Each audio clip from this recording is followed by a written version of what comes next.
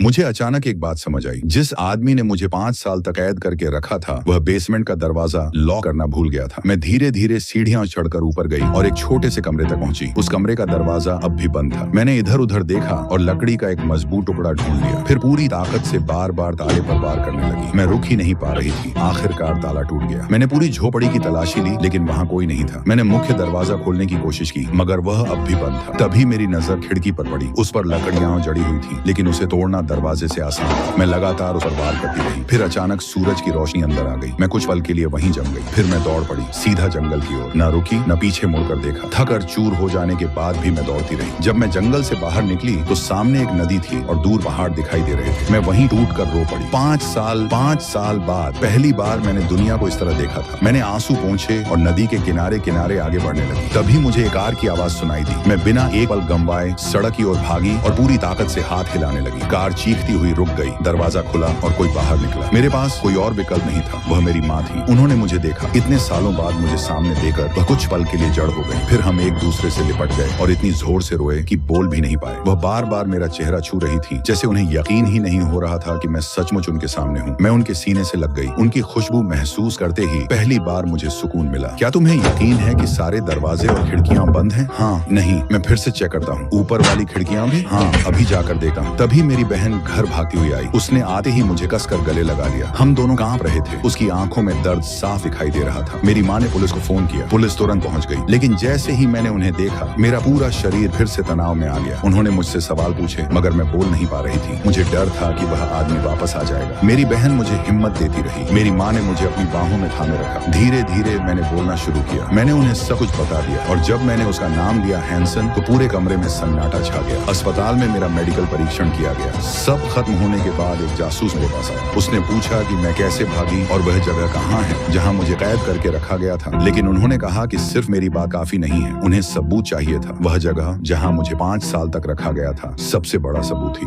उसी दौरान उन्होंने हैंसन को भागने की कोशिश करते हुए पकड़ लिया, लेकिन पूछताछ के दौरान उसने एक बार भी सच नहीं बोला। उसे कहाँ छिपा कर रखा था रे? किसे छिपा कर रखा? उसे हमने देखा है कि तुमने उसके साथ क्या किया। 5 साल तक उसे बेसमेंट में कैद रखा। साबित करो। तभी जासूस का फोन बजा। सर्च टीम का कॉल था। उन्होंने उस झोपड़ी को ढूंढ लिया था, लेकिन बेसमेंट पूरी तरह नष्ट हो चुका था। उसे जला दिया गया था। हर सबूत मिट चुका था। लेकिन उसके घर की तलाशी के दौरान पुलिस को एक तस्वीर मिली। उस तस्वीर में मैं और वह दोनों साथ हैं।